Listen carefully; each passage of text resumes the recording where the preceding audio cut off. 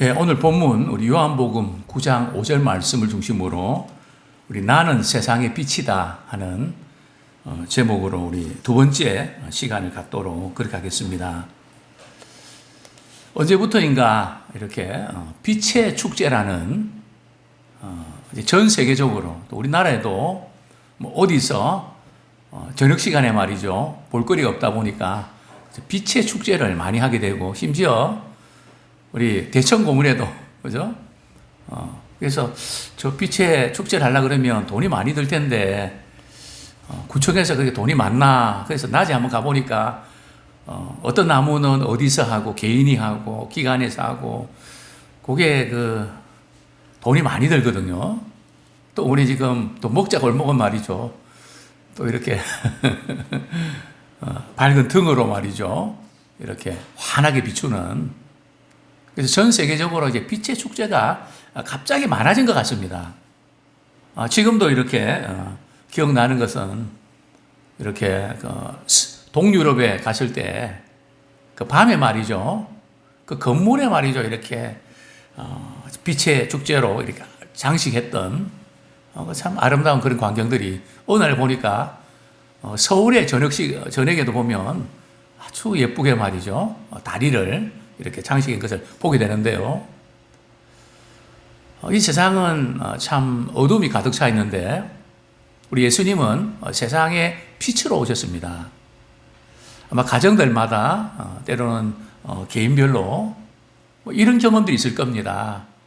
그것만 생각하면 좀 마음이 아프고 또 힘들고, 왜 나에게 이런 일이 일어났을까? 아마 그런 것들이 없는 것이 좋을까요? 한두 개씩은 있는 게 좋을까요? 어떻습니까? 뭐 당연히 우리 인간적으로는 그런 거 없으면 좋겠죠. 뭐 저도 마찬가지입니다. 그런데 없나요? 왜 한두 개씩은 다 있거든요. 근데 사실은 한두 개씩 그것이 있는 것이 힘은 들지만 신앙적으로 볼 때는 더 좋은 계기가 될 수 있는 것임에 틀림없습니다. 저는 그것을 그렇게 표현합니다. 그 아픔이, 그 고통이 믿음의 끈아풀이 된다고요. 참 표현이 좀 강한데요. 그것을 통해서 주님과 가까이 하게 되고 주님께 매달리게 되고, 또 그것을 통해서 이전에 경험하지 못했던 주님의 깊으신 은혜를 깨닫는 그런 기회가 될 줄로 믿습니다. 예수님께서 오늘 본문에 보면 길을 가다가 날 때부터 시각장애인이 된 한 사람을 이렇게 만나게 되죠. 이 맹인은 뭐 질병이나 부상으로 갑자기 이렇게 앞이 보이지 않는 그런 어려움을 겪었던 사람은 아닙니다. 태어나자마자 말이죠. 그는 앞을 보지 못했습니다. 어떨까요? 태어나자마자 세상이 온통 깜깜하고 빛도 사물도 보지 못하다가 나중에 말이죠. 후천적으로 실명의 유의가 와서 보지 못하는 그것이 나을까요? 아니면 차라리 처음부터 말이죠, 못 본 것이 나았을까요? 참 쉽지 않은 그런 질문이죠. 어쨌든 이 시각장애인은 그래서 날 때부터 그는 산도 본 적이 없고요, 강도 본 적이 없고요, 사람의 얼굴도 본 적이 있고요, 꽃도 본 적이 없고요, 그 어떤 것도 본 적이 없는 그런 운명을 타고났습니다. 근데 맹인이 되면 자립 능력이 있을까요? 맹인이 된다고 하는 것은 물론 어떤 부분을 만나는 것에 따라 다르지만 거린이 되는 운명을 타고난 것입니다. 오늘 본문의 맹인이 바로 그런 사람이었죠. 첫 번째로 맹인을 향해 우리 예수님은 자신이 세상의 빛이라는 것을 선언하십니다. 나는 세상의 빛이다. 그런데 먼저 예수님께서는 말이죠, 이 맹인을 이렇게 만나시게 되는데 우연히 만나게 된 걸까요? 그냥 길을 가다가 말이죠, 어떻게 이런저런 사람 만났는데 거기에 한 맹인이 있었던 걸까요? 맹인이 있었던 걸까요? 오늘 본문 전체의 그 분위기를 보면 그렇지는 않습니다. 그걸 어떻게 알 수 있을까요? 예수님께서 어느 날 말이죠, 제자들과 함께 예루살렘 거리를 거닐고 있었습니다. 그런데 그때 말이에요, 태어날 때부터 앞을 보지 못하는 이 맹인이 지나가는 사람들에게 구걸하고 있었죠. 예수님은 바로 이 불쌍한 맹인 앞에서 말이죠, 발걸음을 갑자기 멈추고 그 맹인을 보십니다. 그냥 맹인이구나 이렇게 보는 게 아니고요. 그래서 예수님께서는 이 맹인을 만나기 위해서 의도적으로 말이죠, 목적을 가지고 찾아가신 것을 이제 보게 됩니다. 자, 관찰 질문 1번. 예수님이 날 때부터 맹인 있는 사람을 만난 것이 우연일까요? 우연이 아니고 의도적으로 예수님께서 그 맹인에게 찾아가셨습니다. 왜 찾아갔을까요? 단순히 불쌍해서만 찾아갔을까요? 예수님이 찾아가시는 것은 말이죠, 반드시 그에게 실질적인 도움을 주시기 위해서, 지엽적인 도움이 아니라 근본적인 도움을 주시기 위해서 예수님은 맹인에게 찾아가시고 또 우리에게 찾아오신 줄 믿습니다. 자, 심상치 않은 분위기를 이제 제자들은 감지했죠. 예수님의 눈빛과 시선과 모든 걸 볼 때에 지금 예수님께서 이 사람에게 뭔가를 행하실 것 같다. 이런 것을 이제 눈치를 챘던 거죠. 그걸 어떻게 알 수 있습니까? 우리 관찰 질문 두 번째, 본문에서 예수님이 날 때부터 맹 있는 사람을 의도적으로 찾아오셨음을 확인해주는 결정적인 말씀은 무엇입니까? 우리 요한복음 9장 1절에 보면 예수께서 길을 가실 때에 날 때부터 맹인된 사람을 보신지라. 성경에 보면 예수님께서 생각하시면 끝나거든요. 예수님이 한 번이라도 생각해 주시고 예수님께서 기억해 주시면 또 예수님께서 바라봐 주시면 모든 게 끝나버립니다. 참 이 세상에도 참 높은 사람이 관심을 갖고 바라보고 생각해주고 그러면 끝나는 거 아닙니까? 제가 아는 어떤 지역에 구청장 이렇게 되신 분도 하여튼 그 지역에 말이에요, 거리를 다니면서 이 주민들이 뭐가 필요한가 그것을 살피면서 딱 문제를 직시하면 바로 해결을 해주는 그런 것을 이제 보게 되는데 말이죠. 예수님이 생각하시고 찾아오시면 근본적인 부분이 해결되는 것을 우리는 보게 됩니다. 바로 예수님은 이 맹인을 그런 목적으로 찾아오신 것입니다. 자, 그런데 이 제자들이 말이죠, 예수님의 심상치 않은 분위기를 감지를 하고 이런 질문을 던지죠. 자, 그 질문이 뭘까요? 날 때부터 이 사람이 맹인으로 된 것이 누구의 죄입니까? 이 사람 자신의 죄입니까? 아니면 부모의 죄입니까?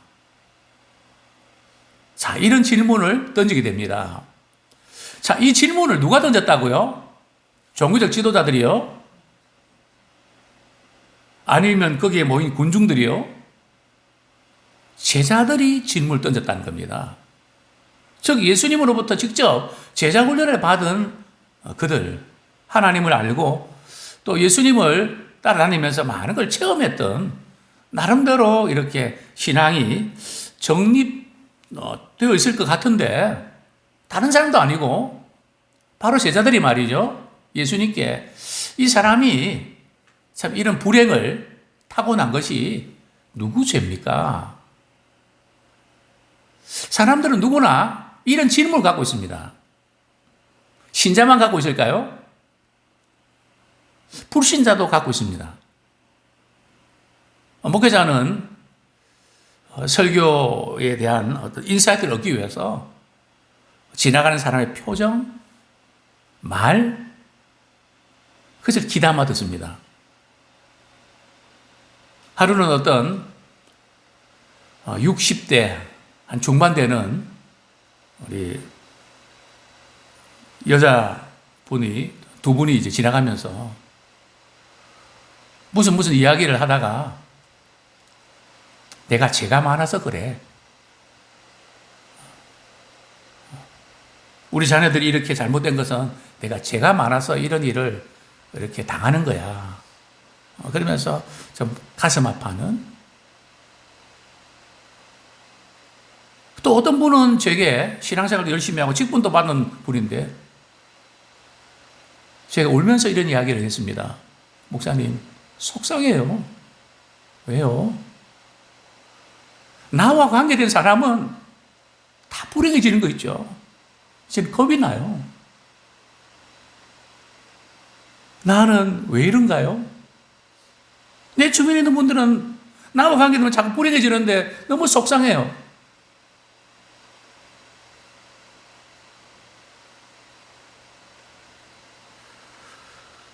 제가 그분에게 왜 그렇게 생각하시나요? 물론 상황과 환경이 그렇게 생각할 수도 있겠죠. 그러면서 저는 갈라디아에 있는 말씀을 나눠드렸습니다. 우리 예수 믿는 사람들은 율법의 저주에서 우리 주님이 우리를 속량케 해주셨거든요. 그래서 우리는 과거에 우리 죄를 짓고 비록 잘못 살았다 할지라도 우리가 주님 앞에 회개하고 돌이켜 주님을 영접할 때 그 모든 그 죄가, 죄로부터의 저주가 끝납니다. 연장선에서 계속 머물려고 하지 마십시오. 생각난다 할지라도, 내 잘못이 또 생각난다 할지라도, 우리 성경 말씀, 우리 한 구절 보겠습니다. 우리 갈라디아서, 항상 원수 마귀는 우리로 하여금 이걸 생각나게 합니다. 우리가 아는데요, 모르는 거 아닙니다.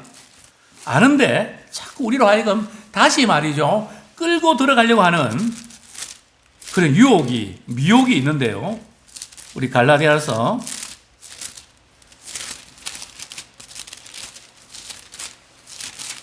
3장 13절, 14절 같이 읽겠습니다. 시작. 그리스도께서 우리를 위하여 저주를 받은 바 되사 율법의 저주에서 우리를 속량하셨으니 기록된 바 나무에 달린 자마다 저주 아래에 있는 자라 하였습니다. 이는 그리스도 예수 안에서 아브라함의 복이 이방인에게 미치게 하고 또 우리로 하여금 믿음으로 말미암아 성령의 약속을 받게 하려 함이라. 즉 우리 예수 그리스도를 믿음으로 말미암아 말이죠. 예수님이 대신 우리가 바르게 살지 못해서 당하는 모든 저주와 불행을 예수님이 대신 담당하셔갖고 그 저주가 끝났단 말이죠. 그래서 아브라함의 복이, 약속이 우리에게 미치게 됐다는 거죠. 그래서 우리는 저주에서 축복으로 나아가는 인생을 살게 되었습니다. 어떤 팔짝은 상관이 없습니다. 자, 그런데 제자들은 말이죠. 시각장애를 보면서 이 사람이 날 때부터 이렇게 지금 태어난 것이 누구의 죄 때문입니까? 예수님께서 뭐라고 말씀을 하시죠? 우리 본문, 다시 돌아가겠습니다. 요한복음 9장 3절 보겠습니다. 예수님의 이 제자들의 질문에 대해서 예수님은 뭐라고 말씀하셨을까요? 우리 3절 같이 읽겠습니다. 시작. 예수께서 대답하시되 이 사람이나 그 부모의 죄로 인한 것이 아니라 그에게서 하나님이 하시는 일을 나타내고자 하심이라. 이 사람이 지금 이렇게 맹인이 된 것이 부모의 죄도 아니고 이 사람 자신의 죄도 아니다. 하나님의 하시는 일을, 하나님의 영광을 나타내게 하려 함이라. 이렇게 말씀하셨습니다. 자, 여기서 우리가 한 가지 좀 짚고 넘어가야 될 그 부분들은 말이죠. 혹시 부모의 이 잘못이 전혀 없다고 할 수 있을까요? 또 이 자신이 잘못 살아서 그런 거는 혹시 없는 걸까요? 전혀 아무 잘못도 없는데 혹시 이런 일을 당한 걸까요? 그럴 수 있습니다. 또 혹시 내가 잘못 살고 또 내가 부주의하고 무언가 원인 제공을 해서 뭐 이럴 수도 있을 겁니다. 우리는 단순히 아무 잘못도 없는데 일이 생겼다고만 우리가 단언할 수 없고 문제가 있을 수 있습니다. 그러나 인간의 불행까지도 우리 주님은 그것을 통해서 하나님의 하시는 일을 나타내기를 원하시는 겁니다. 우리 이 부분을 우리가 염두에 두셔야 돼요. 우리 아무 잘못도 없는데 때로는 당하는 경우도 있죠. 그러나 비록 우리가 잘못해서 어떤 일을 당했다 할지라도 우리의 판단 미스로 우리의 어떤 부주의함으로 어떤 일들을 우리가 일어났다 할지라도 그것까지도 우리 주님은 그 일을 통해서 주님의 하신 일을 나타내는 기회로 삼는다는 겁니다. 자, 제자들의 이 질문에 대해서 말이죠. 가장 큰 어려움을 겪게 된 사람이 누굴까요? 제자들이 이 사람이 누구 때문에 이렇게 됐죠? 질문할 때 부모 죄입니까? 아니면 이 사람 자신 죄입니까? 이렇게 물었을 때 우리 관찰 질문, 우리 4회번 말이죠.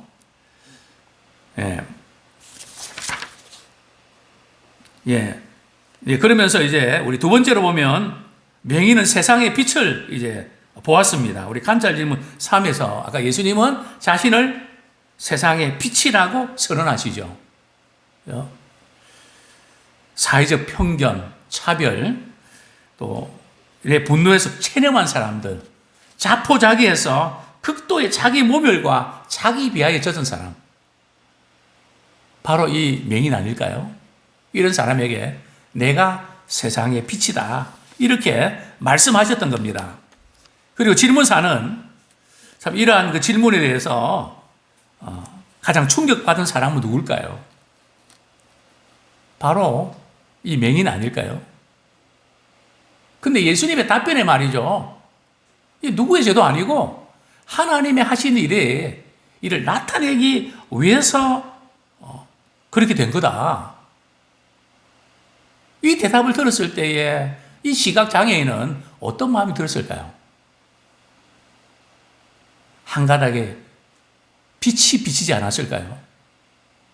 참 얼마나 많은 세월 동안 나 때문에 우리 부모님 불행해졌고 나 때문에 주변 사람이 불행해지고 얼마나 자기 자신이 싫었겠습니까? 죽고 싶지 않았겠습니까? 나는 아무 쓸모없는 버려진 사람이라는 생각을 하지 않았을까요? 뭐 그렇게 하고도 남았을 것입니다.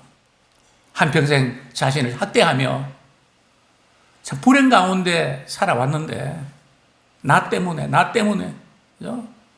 얼마나 그 외마디를 이렇게 외치면서 자신을 찌르면서 살았을까요? 그런데 우리 예수님께서 말이죠. 나는 세상의 빛이다. 이렇게 된 것이 하나님이 하신 일을 나타내기 위해서 그렇게 된 거야. 그러면서 이 맹인의 눈을 뜨게 해주시지 않습니까? 말로만 그렇게 한 것이 아니라 이 맹인이 눈을 뜨게 되는. 한번 볼까요? 이제는 보여요. 정말 감격 아닙니까? 이제는 보여요. 이제는 그런 말씀 드렸지만 이전에 커피 자판기 새로 지금 바꿨는데요. 그 자판기 유리가 있는 거 여러 번 말씀드렸죠. 이 자판기로 10명의 눈이 뜨여졌습니다. 지금 뭐 우리 목동 그저기는 등천동이라고 있지 않습니까? 거기 보면 실로암 병원이 있거든요. 거기 이제 수정체를 이렇게 눈을 이제 수술해서 볼 수 있는 것을 확인하고 수술하는데 한 사람 눈을 뜨게 한 30만 원 했거든요. 커피 자판기 수익금으로 이렇게 해서 한 10명. 그래서 그 목사님이, 원장 목사님 오셔서 헌신 예배 때 한 10명의 눈이 뜨여졌습니다.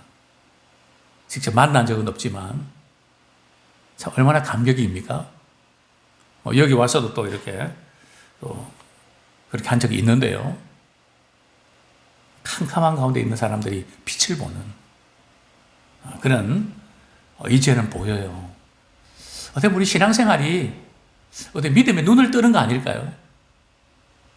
전에는 못 봤는데 뭐 이런 거 아닐까요? 저는 간혹 버스를 탑니다. 무슨 뭐 노예 모임 있으면. 얼마 전에 우리 노예 쉬는 할애가 있어갖고 5번 버스를 탔거든요. 또 앉아서 말이죠. 이렇게 보면 시야가 다르게 보입니다. 이제 돌아오는데 거의 이제 교회 근처 다 오게 됐는데요. 삼성의료원의 안명동이 보입니다.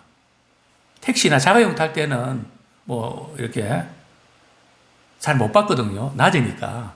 그게 높으니까 저 건물 언제 생겼지? 그러고 보니까 그죠? 기준에 있던 건데 우리가 성경 말씀도 우리가 읽다 보면 뭐 늘 그 부분 읽는데 안 보이는데 어떤 날 보일 때 있지 않습니까?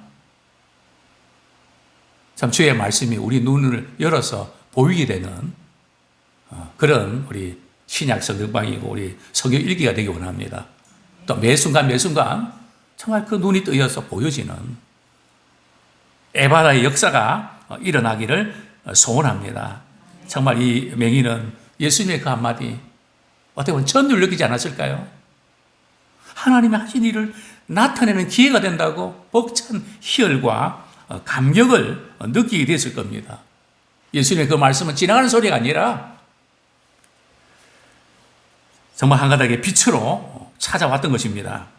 그의 눈이 열리는 기적을 체험할 뿐 아니라 우리 35절, 38절에 보면 예수님께서 인자 되심을 이제 믿음으로 고백합니다. 육신의 눈만 뜬 게 아니라 이제 예수님을 인자로 고백하게 되는 그런 은혜를 경험하게 됐는데요. 자, 세 번째로 맹인이었던 그는 예수님을 믿고 경배합니다. 성경에 보면 예수님 때문에 많은 문제를 해결한 분도 많지만 그러나 그 영혼이 주님을 만나서 그 영혼이 거듭나는 그런 사람들은 많지 않는 것 같습니다.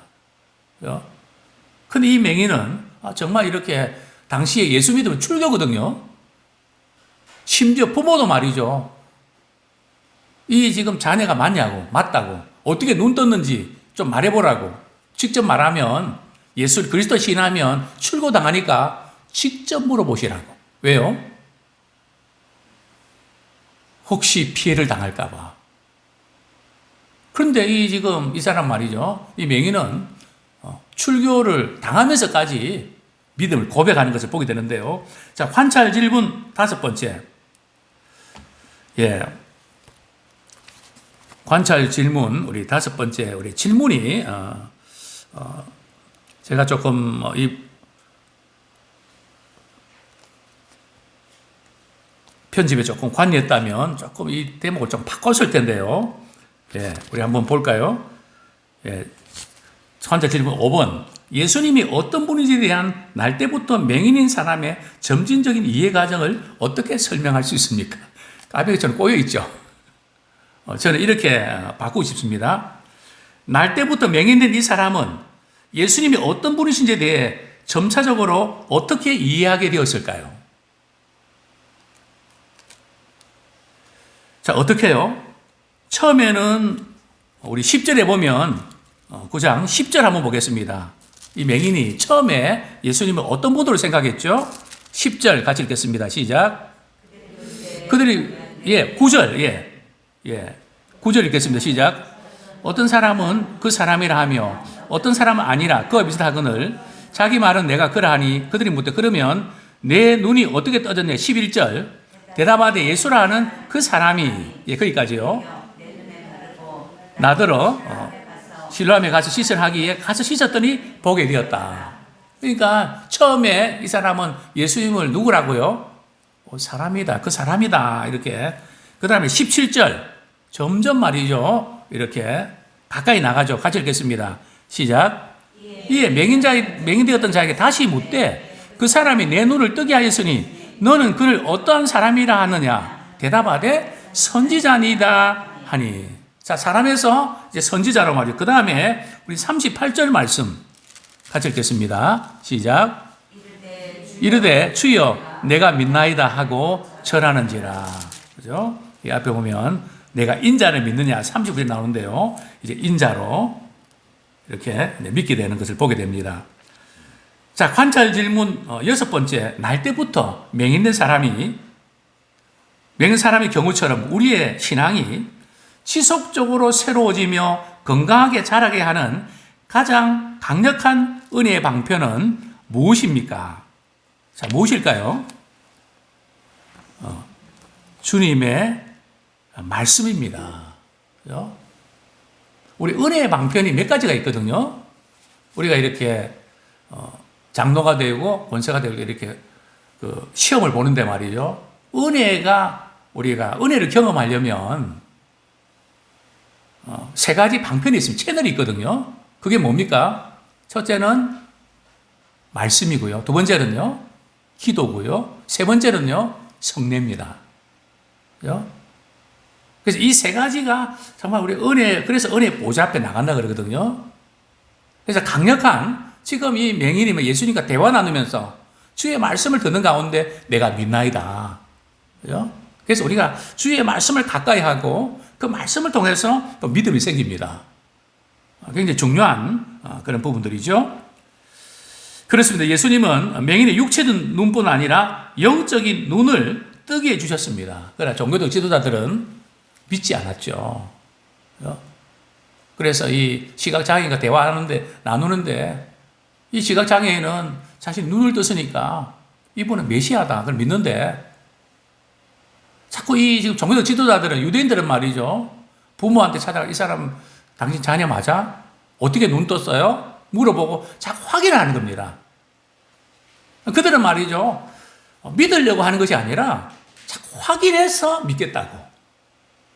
끝까지 안 믿죠. 신앙은 우리가 말씀을 통해서 확인하는 거 필요하지만 중요한 것은 주님께서 말씀하시면 그것을 그대로 받아들이는 믿음을 가져야 됩니다. 계속해서 유대인들은, 지도자들은 확인만 하고 믿지 않는 사람입니다. 물론 우리는 말씀을 깊이 우리 연구하되 주님의 말씀이면 우리가 그대로 믿는 믿음의 사람 되기 원합니다.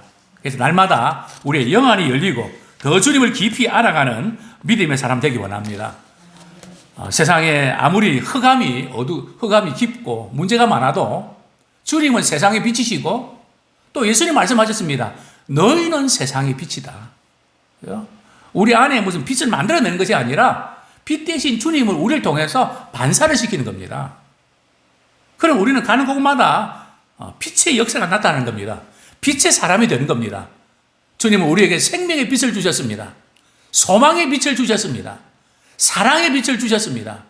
은혜의 빛을 주셨습니다. 우리 또한 빛 대신 주님을 나타내는 복음의 사신들이 되기를 축원합니다.